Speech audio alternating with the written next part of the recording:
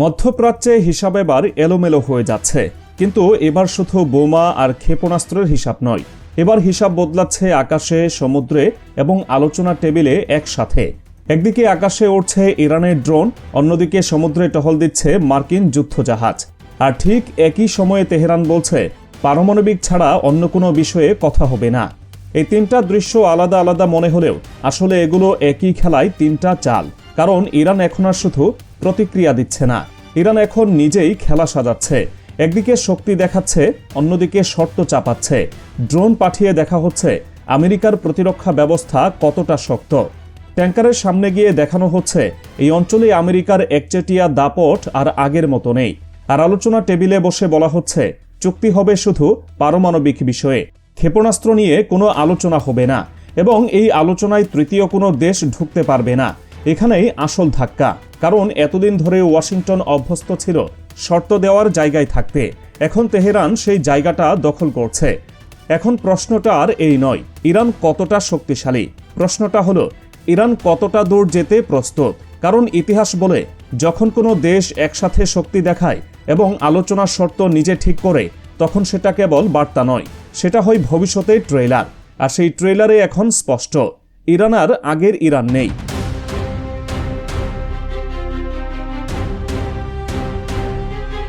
ইরানের এই তৎপরতার পেছনে কি আছে সেটা বুঝতে হলে আগে দেখতে হবে সাম্প্রতিক কয়েকটি ঘটনার ধারাবাহিকতা।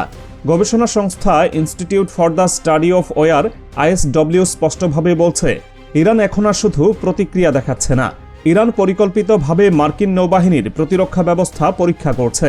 মঙ্গলবার আরব সাগরে ঘটে যাওয়া প্রথম ঘটনায় ইরানের একটি শাহেদ 139 নজরদারি ড্রোন সোজা এগিয়ে যায় মার্কিন বিমানবাহী রণতরী USS আব্রাহাম লিঙ্কনের দিকে।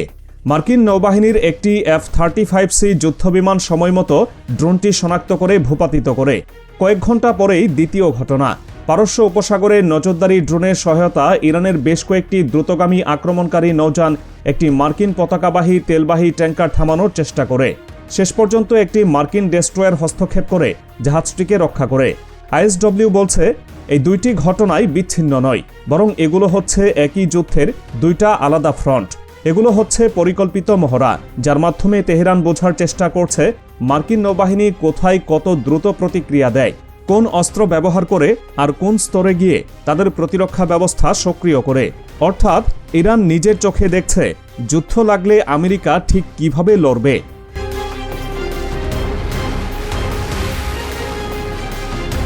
এখন আসি সবচেয়ে গুরুত্বপূর্ণ জায়গায়। আপাত দৃষ্টিতে মনে হতে পারে আমেরিকার ড্রোন ভূপাতিত করেছে, মানে আমেরিকার জয়। কিন্তু সামরিক ও আর্থিক বিশ্লেষণে চিত্রটা উল্টো। একটি শাহেদ ড্রোন বানাতে ইরানের খরচ প্রায় $20,000, কিন্তু সেটি ধ্বংস করতে আমেরিকা ব্যবহার করছে AIM-9X সাইট ওয়াইন্ডার অথবা AIM-120 আমরাম মিসাইল, যার প্রতিটি দাম $4 লাখ থেকে $11 লাখ পর্যন্ত। এর উপর আছে F-35 যুদ্ধবিমান চালানোর বিশাল অপারেশনাল খরচ। সহজ করে বললে ইরান পাঠাচ্ছে $20,000 ড্রোন, আমেরিকা জবাব দিচ্ছে কয়েক $1 মিলিয়ন মিসাইল দিয়ে। এই কৌশলকে সামরিক ভাষায় বলা হয় অ্যাসিমেট্রিক ওয়ারফেয়ার, অর্থাৎ সস্তা অস্ত্র দিয়ে শত্রুর দামি অস্ত্রভাণ্ডার ফাঁকা করানো। ইরানের লক্ষ্য পরিষ্কার, আমেরিকার অর্থনৈতিক ও সামরিক সম্পদ ধীরে ধীরে ক্ষয় করা। এখানেই প্রশ্নটা পাল্টে যায়। আমেরিকা ড্রোন নামাচ্ছে ঠিকই, কিন্তু দীর্ঘমেয়াদে কার ক্ষতি বেশি হচ্ছে? অর্থাৎ ইরান এখানে ড্রোন দিয়ে আকাশে লড়ছে না, ইরান এখানে আমেরিকার পকেটে হাত ঢুকিয়ে লড়ছে। আর এই লড়াইয়ের সবচেয়ে বিপজ্জনক বিষয় হলো এটা থামানো যায় না, ধীরে ধীরে ছড়িয়ে পড়ে।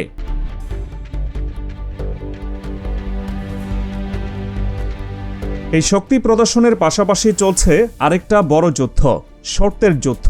রয়টার্স জানিয়েছে শুক্রবার যুক্তরাষ্ট্র ও ইরানের মধ্যে নির্ধারিত পারমাণবিক আলোচনা বাতিল হয়ে গেছে।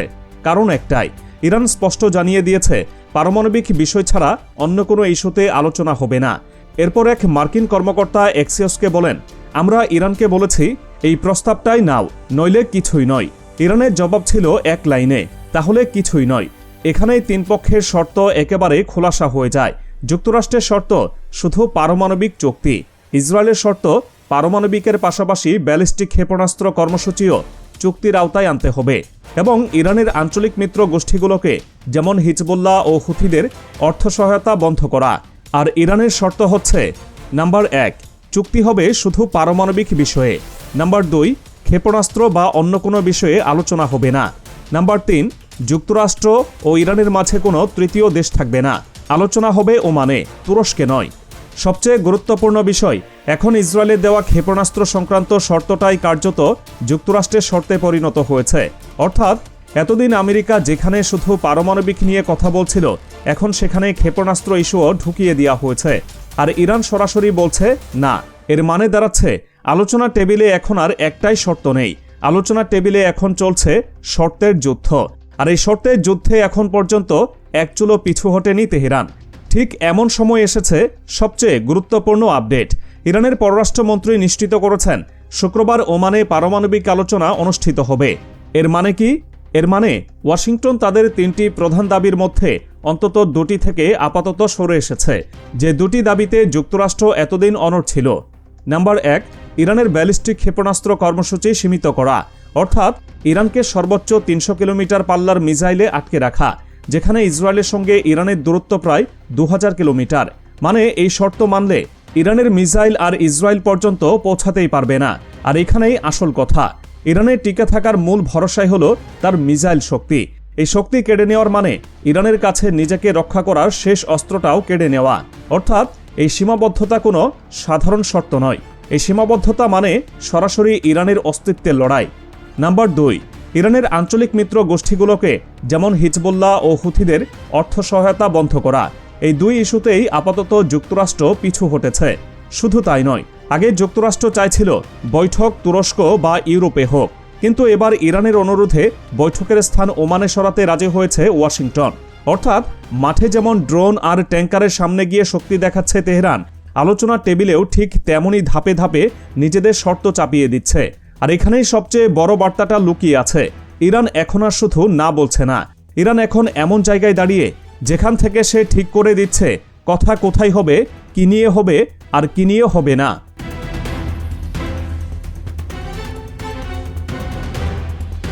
এখানেই পুরো ছবিটা পরিষ্কার হয়। একদিকে আকাশে ড্রোন পাঠিয়ে আমেরিকার প্রতিরক্ষা ব্যবস্থা যাচাই করছে ইরান, অন্যদিকে সমুদ্রে ট্যাঙ্কারের সামনে গিয়ে জানাচ্ছে এই অঞ্চলে আমেরিকার একচেটিয়া নিয়ন্ত্রণ আর আগের মতো নেই। আর একই সময় আলোচনা টেবিলে বসে বলছে শর্ত আমরাই ঠিক করব। এই 3টা একসাথে করলে বোঝা যায় ইরান এখন আর শুধু প্রতিরোধে নেই, ইরান এখন কৌশলগত আক্রমণাত্মক অবস্থানে। তারা বার্তা দিচ্ছে চাপ দিয়ে সিদ্ধান্ত বদল করানো যাবে না, হুমকি দিয়ে থামানো যাবে না, আমাদের শর্ত মানলে কথা হবে, না হলে হবে না। এটাই সবচেয়ে বিপজ্জনক জায়গা, কারণ ইতিহাস বলে যখন কোনো দেশ একসাথে শক্তি দেখায় এবং আলোচনার শর্ত নিজে ঠিক করে, তখন সেটা আর সংকেত নয়, সেটা হয় ভবিষ্যতের রোডম্যাপ। এখন প্রশ্নটা আর এই নয় ইরান কি কিছু করতে পারবে, প্রশ্নটা হলো এই খেলায় কে আগে ভুল হিসাব করবে। কারণ ভুল হিসাব মানেই এই উত্তেজনা আলোচনা টেবিলে থামবে না, থামবে যুদ্ধের মাঠে।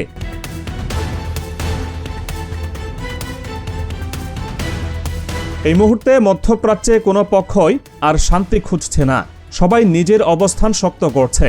সব মিলিয়ে এখন পরিস্থিতি এমন এক জায়গায় এসে দাঁড়িয়েছে যেখানে আর কিছুই পরীক্ষামূলক নেই।